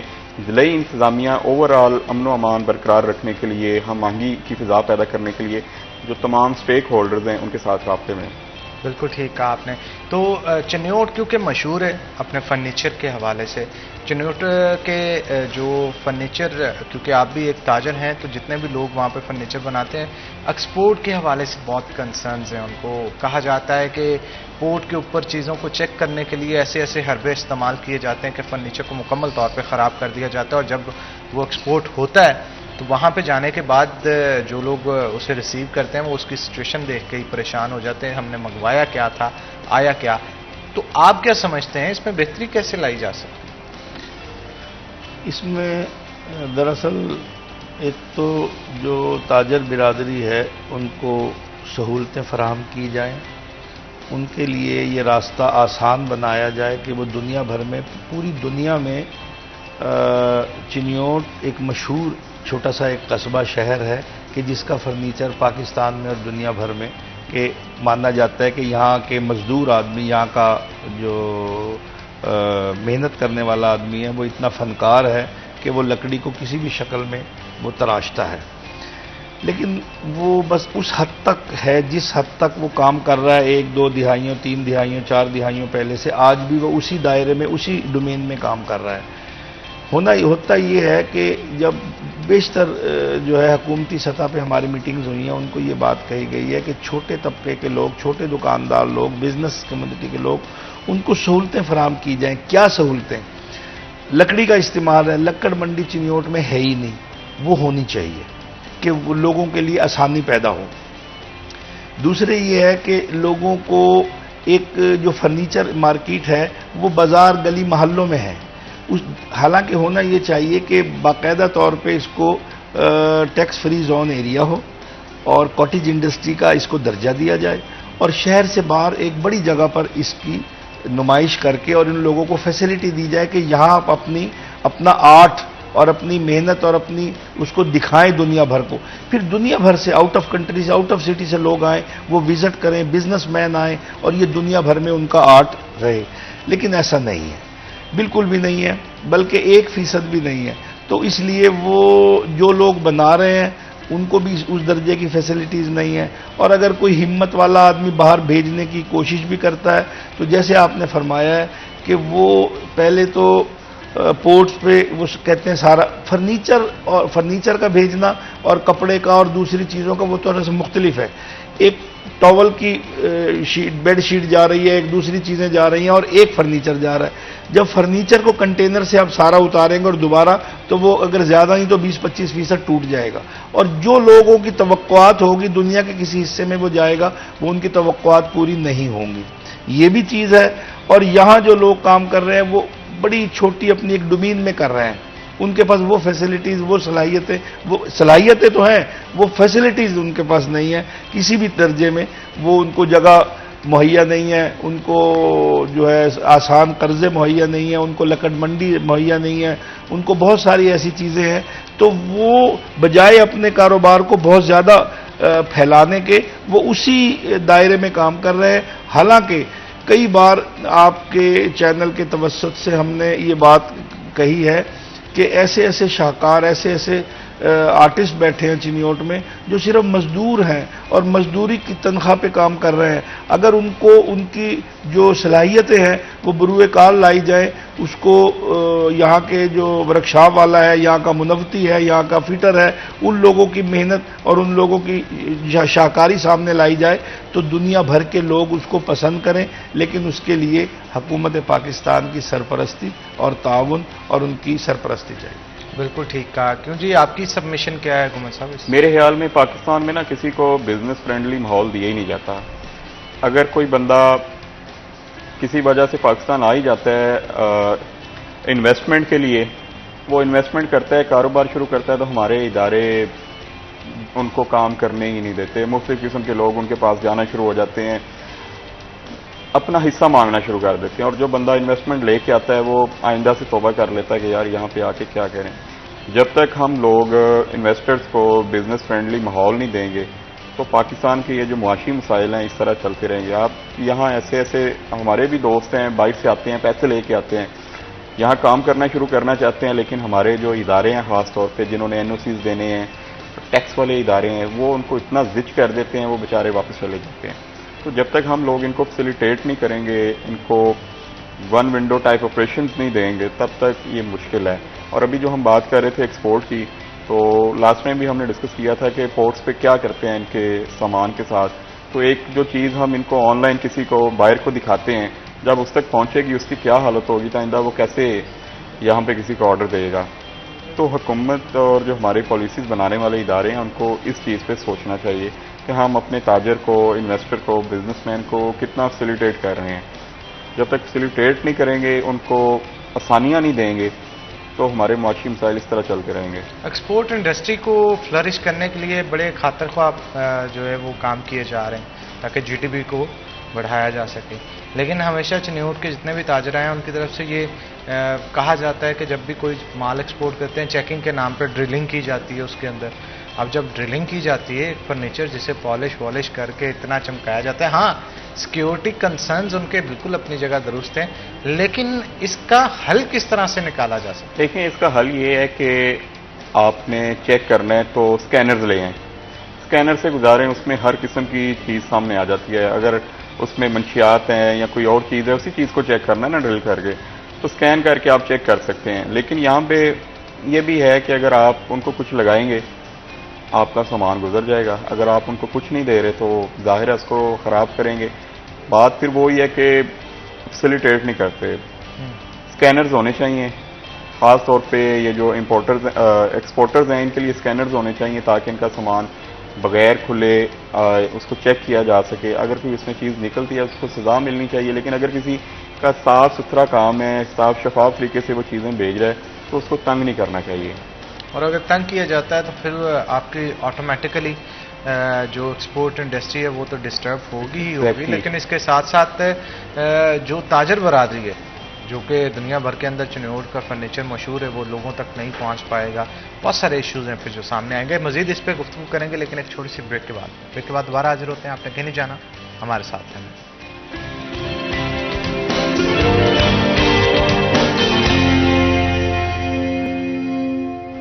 वेलकम बैक नाज़रीन, ब्रेक के बाद खुश आमदीद। हमारे साथ जमील फ़कीर साहब मौजूद हैं, मज़ीद गुफ्तगू उनके साथ करेंगे। फ़कीर साहब, आज भी मीटिंग चल रही है, कमिश्नर फैसलाबाद भी उसमें मौजूद होंगे, इंतज़ामिया सारी मौजूद है, चिन्योट के भी लोग हैं, बहुत सारे और ज़िला से भी हैं। क्या कहेंगे आप, क्या मीटिंग्स में डिसाइड हो रहा है, किस तरह से शहर की तामीर और तरक्की के लिए जो सफ़र है उसकी राह पे इंतज़ामिया गामजन करेगी? कोई आपके तहफ़्फ़ुज़ात भी हैं जो वहाँ पे दिए गए? शुक्रिया। आज सर्किट हाउस फैसलाबाद में एक मीटिंग जारी है। पंजाब हुकूमत ने एक उलमा की टीम तरतीब दी है जो फैसलाबाद डिवीज़न, साहिवाल, सरगोदा और गुजरांवाला, इन डिवीज़नों में जाकर लोगों को एक पैगाम देगी कि आज हम जिस नतीजे पर खड़े हैं, आज हमारी मईशत या बाकी सारे मसाइल में हम घिरे खड़े हैं और हमारी पूरी कौम, पूरा मुआशरा, पूरी लोग, तो इस वक्त कम से कम हम इस सिनेरियो से निकलें, जिंदाबाद मुर्दाबाद से हम इस सिनेरियो से निकलें कि दूसरे पर एतराज़ करके मजहबी कार्ड खेलने से निकलें। तो लोगों तक आज तो मैं भी उसी सिलसिले में अभी वहाँ जा रहा हूँ, तो ये बात पैगाम देना है पूरी कौम को, ख़ास तौर पे फैसलाबाद डिवीज़न के तमाम मर्द व ख़वातीन को। आज उसमें 4 अज़ला के लोग ख़ास तौर पे शामिल हैं, टोबा, झंग, चिन्योट और फैसलाबाद। उसके तमाम मेंबरान ज़िला अमन कमेटियाँ उसमें शामिल हैं कि पैगाम यही है कि आप सल्लम की जैसे हदीस मुबारक है कि जो तोड़े उससे जोड़ो, जो सवाल करे उसे अता करो, जो जुल्म करे उसे माफ़ करो। इस वक्त मुल्क की ज़रूरत इस बात की है कि लोगों के अंदर जो नफ़रतें भरी पड़ी हैं और जो एक इंतकाम भरा पड़ा है, उस नफ़रतों को ख़त्म करके मोहब्बत का पैगाम दो, अमन का पैगाम दो, भाईचारे का पैगाम दो। अगर अहले तशरीह की मजालिस हैं तो अहले सुन्नत वल जमात मिलजुल कर एक दूसरे को मैनेज करें। अगर अहले सुन्नत की मजालिस हैं और उनकी महाफिल हैं और उनके कॉन्फ्रेंसेस हैं और शुहदाए कॉन्फ्रेंसेस हैं जो फैसलाबाद, टोबा, चिन्योट में तमाम दिनों में होती हैं, तरतीब है, उसमें उलमाए किराम ख़ास तौर पे इस मौका पर जो मुकर्रीन हजरात हैं पंजाब भर में, उनको ये पैगाम दिया जा रहा है कि खुदारा आपकी इस ज़ुबान से या तो पूरे मुआशरे में मोहब्बत फैल सकती है, शहद जैसी मिठास फैल सकती है। आपका स्टेज पे कहा हुआ कोई एक तल्ख जुमला, कोई एक ऐसी बात जो किसी को तकलीफ दे या किसी के फ़िरक़े को जो है वो एतराज़ करे, तो वो आग का ज़रिया बन सकता है। लिहाजा आप अपनी ज़ात पे कंट्रोल करके उम्मत में खैर फैला सकते हैं, भलाई फैला सकते हैं। और इस वक्त मुल्क को जितनी अमन भाईचारे की ज़रूरत है वो पहले कभी नहीं थी। उसकी रीज़न ये है कि माशी तौर पे पाकिस्तान इस वक्त मुस्तहकम नहीं है और जो मुतवसत तबके का आदमी है, मुतवसत तबके का मुलाजिम पेशा आदमी है, दुकानदार हजरात हैं, छोटी इंडस्ट्री वाले लोग हैं, चूँकि परचेजिंग पावर नहीं रही, अंदरून मुल्क, बैरून नहीं, परचेजिंग पावर नहीं है, लोगों में हिम्मत नहीं है और मुतवसत तबके का कारोबारी लोग जो हैं वो सेटिस्फाइड नहीं है, मुश्किल से अपना गुज़र औक़ात कर रहे हैं, महंगाई उस दर्जे पर पहुंच गई है। तो इन हालात में मैं समझता हूं कि आपके चैनल के तवस्सुत से ये कि सदका जारिया है, हर शख्स जो है वो उम्मत में, मुआशरे में, अपने इलाके में, अपने गली महल्लों में, अपनी जो है वो मजहबी मजालिस में, महाफिल में अमन का पैगाम फैलाए, अमन को लोगों में पेश करे कि लोग, अच्छा उसमें ये है कि सबसे बड़ी इसमें चीज़ है ज़ब्त करना, बर्दाश्त करना, सब्र करना। थोड़ी सी बात से उम्मत में इश्ताल फैल जाता है। और इसमें इससे भी ख़ास बात ये आपके गुजारिश करूँगा कि जब कोई सुनी सुनाई बातें ख़ास तौर पे इन अहम तरीन अय्याम में सुने तो वो डायरेक्टली उस पर वो कोई अमल ना करे, बल्कि हर अज़ला में, हर तहसील में हुकूमत ने, ज़िले इंतज़ामिया ने कंट्रोल रूम बनाए हुए हैं, मेंबरान अमन कमेटी हैं, उनकी कमेटियाँ बनी हुई हैं, किसी भी दर्जे की कोई बात हो उन तक पहुँचा दे, वो उसको अच्छे तरीके से सॉल्व कर देंगे, ना कि उस मुखालिफ का, उस दुश्मन का और उस शरपसंद आदमी की मनचाही पूरी करने के लिए उसको, जैसे सोशल मीडिया है, सोशल मीडिया पे बड़ा कंट्रोल करना पड़ेगा। इस मौका पर तमाम इदारे इस पे मुतहर्रिक हैं, स्पेशल ब्रांच है और बाकी सारे लोग हैं, वो हर गली मोहल्ले में काम कर रहे हैं। सोशल मीडिया पे ख़ास तौर पे, सोशल मीडिया या तो उम्मत में बहुत सारी खैर फैला सकता है या फिर اس میں بہت سارا توڑ اور آگ کا ذریعہ بن سکتا ہے. تو آج جو سرکٹ ہاؤس میں کمشنر صاحب، آر پی او صاحب اور وہ جو علماء کرام کی ٹیم لاہور سے آ رہی ہے اور ممبران امن کمیٹی بیٹھے ہیں، وہ سر جوڑ کے اسی اس میں بیٹھے ہیں کہ ہر علاقے میں کیسے ہو کہ جو پہلے گزرنے والے وقتوں میں کچھ اشتعال تھا، کوئی پریشانی تھی، کوئی ایموشنل لوگ ہو جاتے تھے، اس ساری چیز کا اثر کیسے ختم کر کے اور محبت، امن، بھائی چارے کا پیغام امت کو، معاشرے کو دیا جائے، تاکہ اس سے پاکستان پھلے پھولے، لوگوں میں پیار، لوگ نفرت کی بجائے محبت، پیار، اکٹھے بیٹھنا سیکھیں جو ہمارے اندر سے جا چکا ہے. یہ وقت کی ضرورت ہے. ہمیں اکٹھا بیٹھنا مشکل بن گیا اس وقت. جو اس وقت اتنی ضرورت ہے کہ آپ کو مسجد بنانا اور بڑی بڑی عبادات کرنا، اس سے زیادہ اس وقت اہم بات بنی پڑی ہے کہ لوگوں کے دلوں سے نفرت کا خاتمہ ہو، محبت، بھائی چارے کا پیغام ہو. جو زبان سے آدمی، اللہ کے رسول نے فرمایا کہ یہ آپ کی جو زبان ہے ایسے پکڑ کے ہے کہ یہ جو زبان ہے یہ امت میں بہت خیر کا ذریعہ بن سکتی ہے. ہم کچھ بھی نہ کریں، ہم صرف اتنا کر لیں کہ یہ فیصلہ کر لیں کہ ہم نے اپنی زبان سے، اپنے قلم سے کوئی ایسا قدم نہیں اٹھانا، کوئی ایسا لفظ نہیں بولنا جو معاشرے کے لیے، مرد و خواتین کے لیے تکلیف کا ذریعہ بنے. کوئی آدمی ہاتھ چھوڑ کے نماز پڑھ رہا ہے، پڑھے. کوئی اوپر باندھ رہا ہے، باندھے. کوئی نیچے باندھ رہا ہے، باندھے.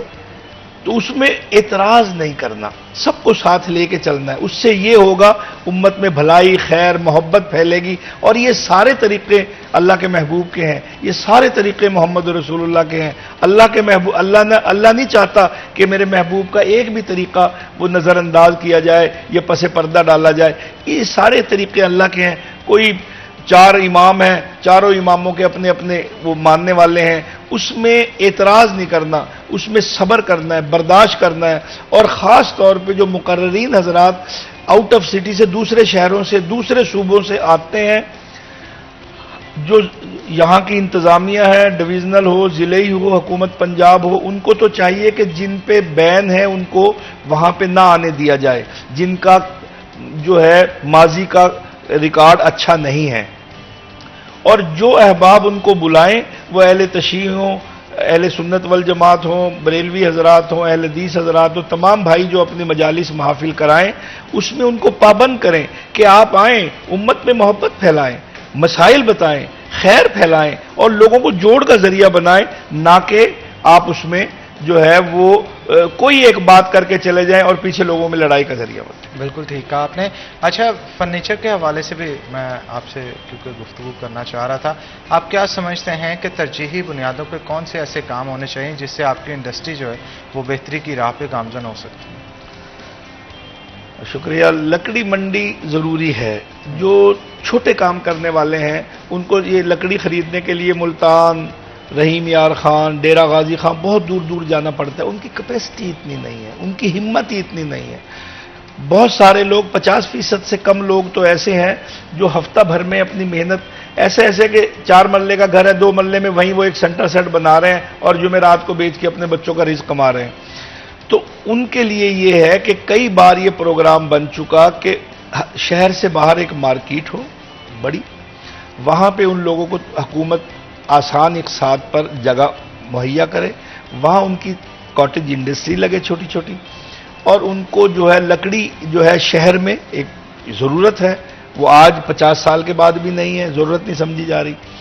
دوسرے شہروں میں، دوسرے صوبوں میں، دوسرے ڈویژنوں میں بزنس کے اعتبار سے بڑے بڑے ہب بنائے جا رہے ہیں اور اربوں خربوں روپے اس میں لگ رہے ہیں.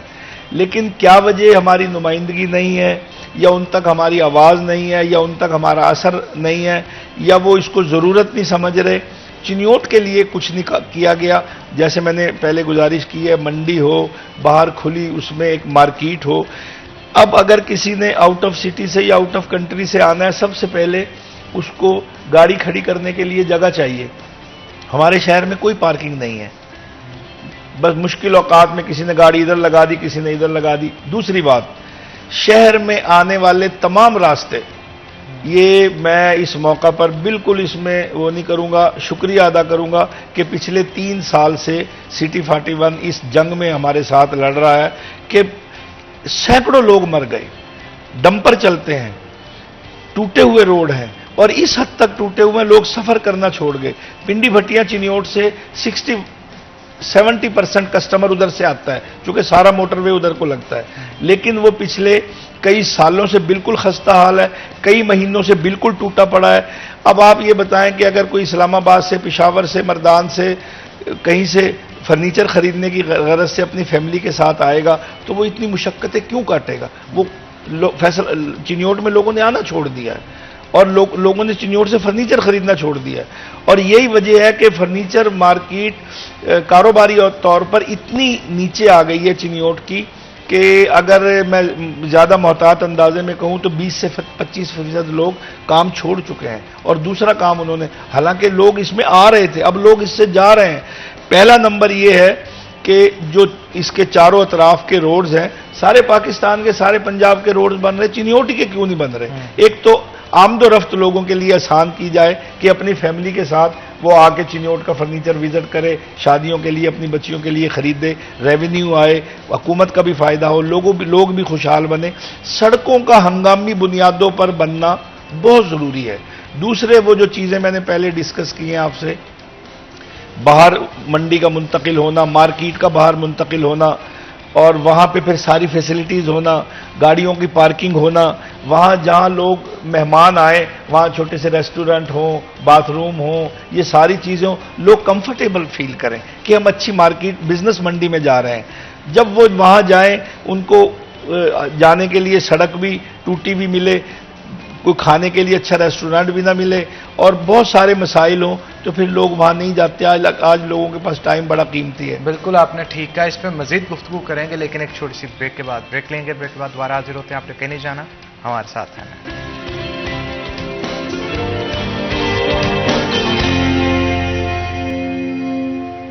वेलकम बैक नाज़रीन, ब्रेक के बाद खुश आमदीद। वकार घुमन साहब हमारे साथ मौजूद हैं, ब्यूरो चीफ सिटी 41 चिन्योट के, उनसे मजीद गुफ्तगू करेंगे। वकार साहब, जैसे फैसलाबाद में फेडमिक का एक अदारा बना दिया गया, ताजरों को जगह दे दी गई, वहाँ पे आसान जो है वो रेट के ऊपर वो जगह दी, ना सिर्फ जगह बल्कि वहाँ पे बिजली की सहूलियात और बहुत सारी ऐसी सहूलियात कि वहाँ पे कोई भी जाके इंडस्ट्री अपनी लगा सकता है, और एक जोन इंडस्ट्री का बना दिया गया। फकीर साहब की तरफ से बड़ा अच्छा एक पॉइंट रेज किया गया कि गली मोहल्लों से उठा के एक प्रॉपर मार्केट जो है अगर इनकी बना दी जाती है, तो वहाँ पे जो आउट ऑफ सिटी से लोग आते हैं, स्पेशली अगर मैं बात करूँ जहाँ पे भी चिन्योटी फर्नीचर की बात आती है ना, उसका रेट थोड़ा ज़्यादा होता है। शायद इनकी तरफ से जो कारीगरी की जाती है वो बड़ी नफीस होती है और लोग उसे बड़ा पसंद करते हैं। तो मेरा ख्याल है बहुत सारे लोगों को जो पाकिस्तान के मुख्तलिफ इलाकों से चिन्योट सिर्फ फर्नीचर की खरीदारी के लिए जाते हैं, उनको आसानियाँ पैदा होंगी। आखिर इस पर फोकस क्यों नहीं किया जा सकता? क्या इंतज़ामिया की जानिब से कोई जगह मुख्तस नहीं की जा सकती? चिन्योट के ताजरों का स्पेशली जो फर्नीचर से वाबस्ता लोग हैं उनका बड़ा अच्छे से मुतालबा है कि एक तो इसको फर्नीचर सिटी का स्टेटस दिया जाए, और दूसरा शहर से बाहर एक ऐसी इंडस्ट्रियल स्टेट बनाई जाए सिर्फ फर्नीचर के लोगों के लिए, ताकि सारे लोग वहाँ पे शिफ्ट हों, वहाँ पे अपनी प्रोडक्ट तैयार करें और वहीं पे उनके शोरूम हों, और जो लोग आते हैं दूसरे शहरों से उनके लिए एक्सेस अच्छे तरीके से हो जाए। लेकिन चिन्योट शहर में अभी तक इस मुतालबे पे कोई काम नहीं हो सका। चिन्योट में भी और भी बड़े मसाइल हैं। सब्जी मंडी वाले हैं वो भी शहर से बाहर जगह मांग रहे हैं, गल्ला मंडी वाले हैं वो भी शहर से बाहर जगह मांग रहे हैं। लेकिन चिन्योट शहर की बदकिस्मती ये है कि चिन्योट शहर के अंदर जो स्टेट लैंड है, जो सरकारी ज़मीन है, वो इंतहाई कम है। ख़ास तौर पे सिटी के सराउंडिंग्स में तो बिल्कुल भी नहीं है, जिसकी वजह से अभी तक शायद इनके ये वाले जो मुतालबात हैं ये पूरे नहीं हो रहे। लेकिन ये बड़ी अशद ज़रूरत है कि चिन्योट की फर्नीचर इंडस्ट्री को मज़ीद फ्लरिश करने के लिए, जिस वजह से ये शहर पूरी दुनिया में मशहूर है, लेकिन उसी जानिब जो सरकारी सतह पे कोई भी तवज्जो नहीं दी जा रही है। चिन्योट में फर्नीचर इंडस्ट्री के लिए जिलाई सतह पे या पंजाब लेवल पे स्मॉल इंडस्ट्रीज जो कॉरपोरेशन है उस सतह पे ऐसे कोई भी इकदाम नहीं है कि चिन्योट के फर्नीचर से वाबस्ता खास तौर पर जो छोटे कारीगर लोग हैं उनको उनकी वेलफेयर के लिए भी कुछ किया जा सके। ना उनको स्मॉल लोन्स दिए जाते हैं, ना उनकी सोशल सिक्योरिटी के भी इतने ज़्यादा फातहा उनको कोई फवायद दिए जाते हैं। स्पेशल जोन बनाने के लिए जिस तरह आपने फेडमिक का जिक्र किया कि चिन्योट फैसलाबाद के लोग उस जोन में जा रहे हैं, वहाँ पे उनको काफ़ी ज़्यादा मुराद दी जाती हैं, टैक्स से छूट दी जाती है, सारी सहूलतें दी जाती हैं, لیکن चिन्योट में का हाल ऐसी कोई भी चीज़ नहीं है। ये बड़ा अरसे से चिन्योट के लोगों का मुतालबा है। अभी कुछ माह पहले गवर्नर पंजाब भी वहाँ पर आए थे, तब भी उनसे मुतालबा किया गया था कि जो बिजनेस इस इंडस्ट्री से लोग वाबस्ता हैं उनको कुछ स्पेशल जो मुराद दी जाए ताकि वो चिन्योट का जो फर्नीचर है इसको भी एक्सपोर्ट कर सकें। और ख़ास तौर पे लक्कर मंडी वहाँ पे बहुत बड़ा इशू है, लोगों की ये बड़ी दरीना डिमांड है कि हर चीज़ वहाँ पे लकड़ी से तैयार होती है, लेकिन लकड़ी वहाँ से मिलती नहीं है, लोगों को दूसरे शहरों में जाना पड़ता है जिसकी ट्रांसपोर्टेशन वगैरह डाल के उसकी कास्ट काफ़ी ज़्यादा बढ़ जाती है। और छोटे जो दुकानदार हैं ख़ास तौर पे उनका दूसरे शहरों से जाके थोड़ी सी लकड़ी लेके आना वो बड़ा मुश्किल हो जाता है। तो इनका स्पेशल जोन बने ना बने, लेकिन मंडी इस वक्त सबसे ज़्यादा ज़रूरी है कि वहाँ पे लकड़ मंडी बनाई जाए ताकि छोटे दुकानदार हैं जो ताजर हैं उनको लकड़ी वहाँ पे ही दस्तयाब हो। तो सबसे पहले जो इनका ये मुतालबा है मैं इसको खुद सेकंड करूँगा कि पहले वहाँ पे लकड़ मंडी बननी चाहिए। जो स्पेशल एक जोन बनना है फर्नीचर के लिए वो तो अभी काफ़ी मुझे वैसे ही दूर लग रहा है, लेकिन लकड़ मंडी बड़ी ज़रूरी है वहाँ पे। बिल्कुल ठीक कहा। और अगर लक्कड़ मंडी नहीं बनती तो ताजरों की तरफ से भी तो कोई लाहे अमल होगा जनाब, कोई इंतज़ामिया के साथ मीटिंग या एहतजाज या कोई इस तरह का? कई बार फीडबैक में उस वक्त चिन्योट चैम्बर नहीं था तो फैसलाबाद चैम्बर में आके बेशतर मीटिंग्स हुई, उनके सामने अपना मुतालबा रखा कि ये वक्त की अहम तरीन ज़रूरत है और इससे कोई सैकड़ों लोग नहीं हज़ारों लोग वाबस्ता हैं। चिन्योट में बसने वाले जितने लोग हैं आधा शहर इस काम से वाबस्ता है, वो किसी न किसी शोबे से, कोई औजार बेच रहा है, कोई मुनव्वत कर रहा है, कोई फिटिंग कर रहा है, कोई लकड़ी तराश रहा है, वो सारे लोग उससे वाबस्ता हैं। आप खुदारा इस पे मुतालबा रखा गया, लेकिन समझ नहीं आ रही कि कोई भी मामला चिन्योट का शुरू होता है वो पाए तकमील तक नहीं पहुंचता। चिन्योट में तो सोने का ज़ख़ीरा भी निकला तो वो कहाँ से दरमियान में अधूरा रह गया। चिन्योट में जो है वो एक बिजली का एक बहुत बड़ा दरियाए चनाब के वुसअत में एक प्रोग्राम बना के यहाँ पे एक जो है ना हेड बनाया जाए जो बिजली पैदा करने की सलाहियत रखता हो, तो वो भी पाया तकमील को नहीं पहुँच सका। सड़कें बनने वो पाया तकमील को नहीं पहुँचेंगी। उसमें ये है कि मुस्तकिल तौर पे तवज्जो नहीं दी जा रही। कोई अच्छे डिप्टी कमिश्नर, अब जो मौजूदा डिप्टी कमिश्नर साहब हैं इनके बहुत सारा काम करने की ये सलाहियत रखते हैं, कोई इनके अंदर जज्बा है, लेकिन वो और 1-2 महीने में ये भी चले जाएंगे, फिर नया आदमी आएगा वो 2-4 महीने। बाकायदा तौर पे कुछ जैसे फैसलाबाद जैसे बड़े शहरों में प्लान दिए जाते हैं कि ये इसके मसाइल हैं, ये इसके हल हैं। हम अपने तजुर्बे के एतबार से पूरी तरह रहनुमाई के लिए तैयार हैं। मेरी तकरीबन 30 से 35 सुदूर हैं जो अपने अपने इलाकों के सुदूर हैं, जो लकड़ी से मुताल्लिक हैं, कपड़े से मुताल्लिक हैं, ज्वेलरी से मुताल्लिक हैं। मैं उनका डिस्ट्रिक्ट प्रेसिडेंट हूं, तो वो सारे के सारे लोग दामे दिरमे सुखने अपने आप को पेश करने के लिए तैयार हैं कि खुदारा हमारे शहर कितनी अजीब बात है कि बाकी तो चलो कारोबार थोड़ा है ज़्यादा है, अगर किसी शख्स ने चिन्योट आना है गमी में खुशी में तो वो आने के लिए कई बार सोचता है कि इतनी जो है खस्ता हाल सड़कों से चल के मैं वहाँ पहुँच पाऊँगा या नहीं। सबसे बड़ा इशू तो ये है।